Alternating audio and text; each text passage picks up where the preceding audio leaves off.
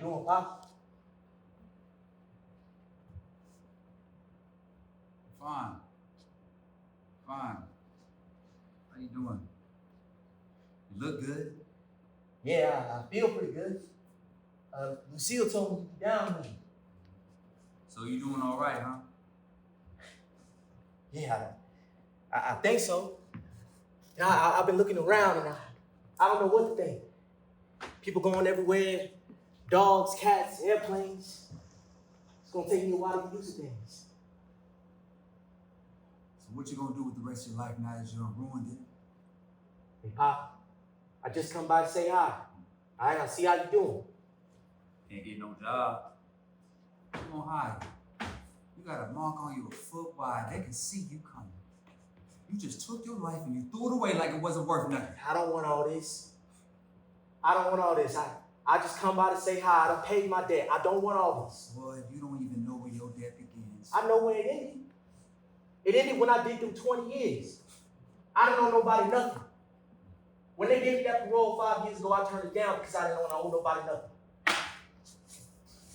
I come by here to say hi. And you want to tell me how my life is ruined? How I'm going to get a job? I don't want to hear that, Pop. I'm 39 years old. I'm young. I'm healthy. I ain't got no complaints. And I don't hold no grudge.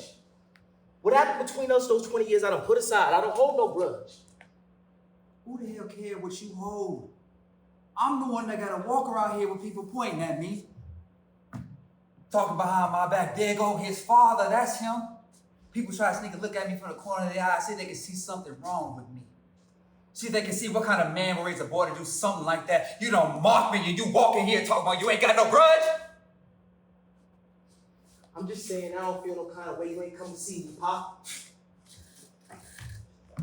You know, I've been thinking about my life and all the things you did for me, all the things you gave me, all the things you taught me, all the things. Everything I give you, you throw away. You ain't got nothing now. You got less than the day you was born. Then at least you had some dignity, some innocence. You ain't got nothing. You just took your life and you threw it away like it wasn't worth it. Pop, you 39 years old, you ain't got nothing. You're wrong, Pop. I may have lost some things. I may have missed some things, but that don't mean I ain't got You nothing. ain't got nothing, boy. Well, since we talk about what we got, what you got, huh, Pop? Huh? You the boss of the Jitney station. Yes, sir. I'm the boss of this here Jitney station. I'm a deacon down at the church. Got me a little house. It ain't much, but it's mine. I worked at that mill for 27 years. I got me a pension. I got me a wife. I got respect. I can walk anywhere with my head up high. You know what I ain't got is a son that did me honor. That's what I ain't got. Bible say, honor thy father and thy mother. That's what I ain't got. I ain't got a son that can come up behind me and live a good, honest, decent life. I got a son that people point at and say, that's Becker's boy. That's the one that killed that gal. That's Becker's boy. That's the one they gave the election chair to. That's Becker's boy. I did what I had to do and I paid for it. What you had to do? What you had to do, huh? What laws ever says you gotta kill somebody if they tell lie you, huh? Where does it say that at? If somebody tell lie you, you gotta kill him. Who taught you that? It was a lie. The gal told a lie. If it was the truth, then go on, kill yourself. Go on, throw your life away. But it was a lie. We could have fought the lie. I had already done lied to the lawyers. We could have fought the lie together. No difference, Pop. I wasn't going to the penitentiary for nothing. I wasn't going to live a lie. I taught you two wrongs don't make no right, boy. And sometimes they do. Sometimes you got to add it up like that, or elsewise it's just wrong after wrong, and you never get to what's right. I wasn't going to hang no sign around my neck say rapist. So you're going to hang one that says murderer instead. That's better. That's honest. That gal lying don't make you wrong in this world. A lie don't make you wrong in this world. Don't make you right either. Right is right and right don't wrong nobody. You taught me that. I taught you to respect life. I taught you that all life was precious. Yeah, Pop. Yeah, you taught me a lot of things. And a lot of things I had to learn on my own. Like that time Mr. Rand came by the house to collect rent when we was 2 months behind. I don't remember what year it was. I just know it was the winter. Grandma Ada had just died. And he had got behind on the rent because you had to help pay for a funeral. I don't know if you remember, Pop, but you were a big man. Everywhere you go, everybody always treated you like you was a big man. Used to take me to the barbershop with you. You'd walk in there, you just fill up the whole place.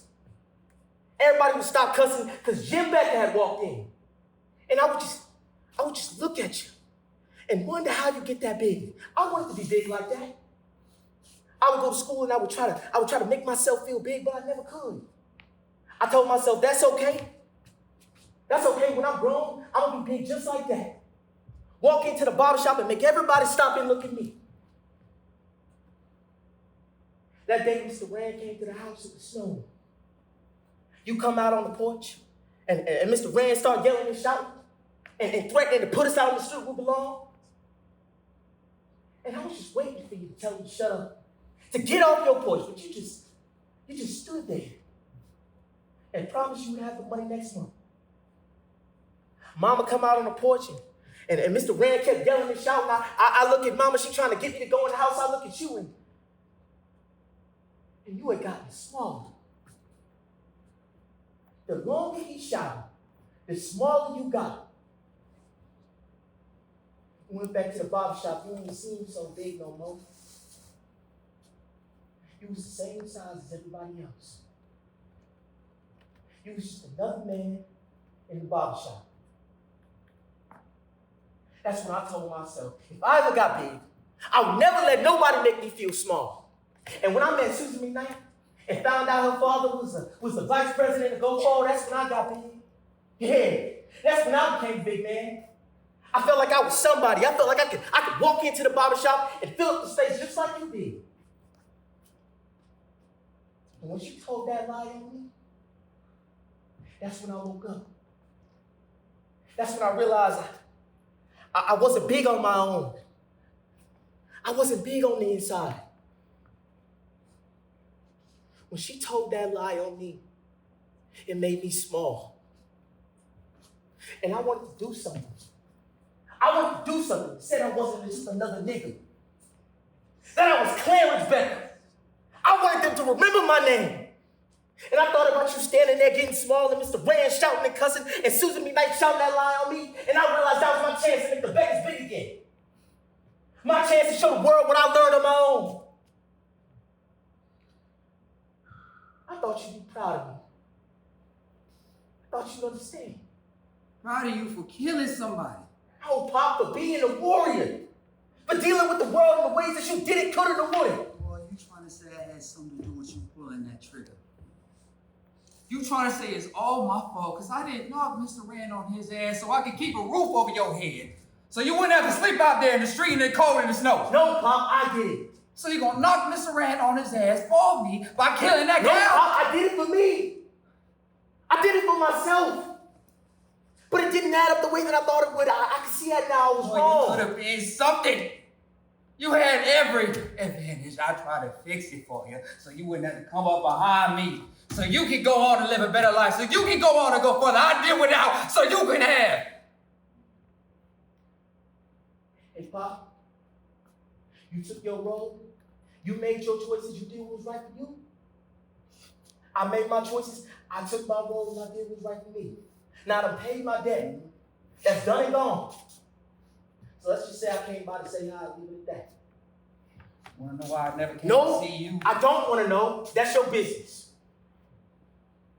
I can see your face at your mother's funeral. You just stood there.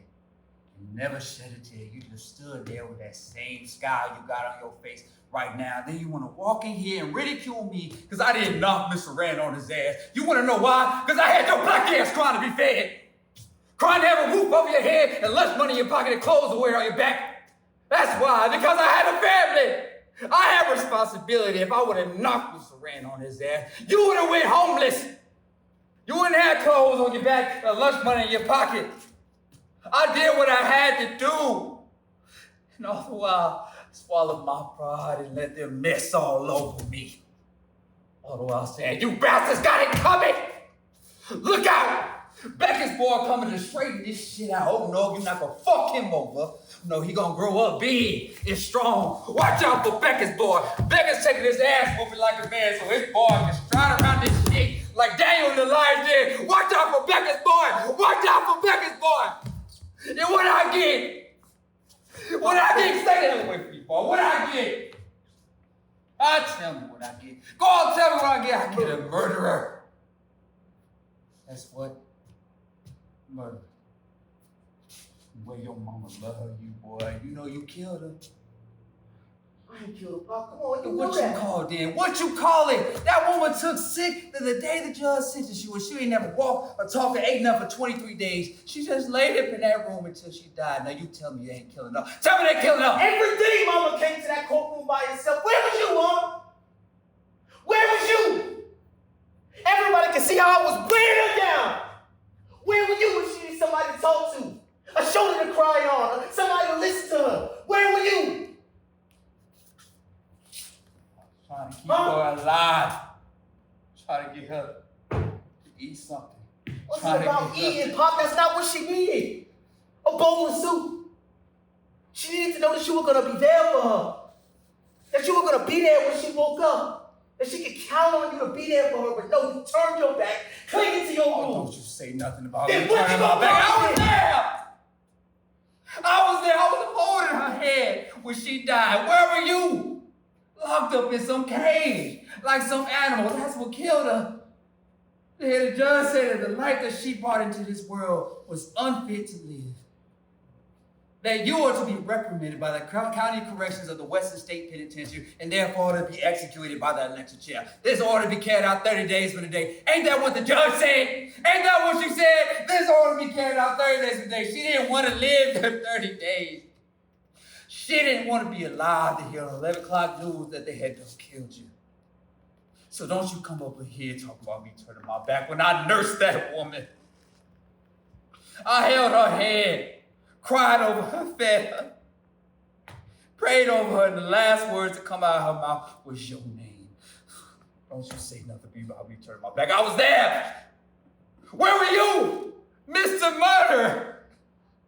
Mr. Unfit to live among society, where were you when your mama was dying and calling your name?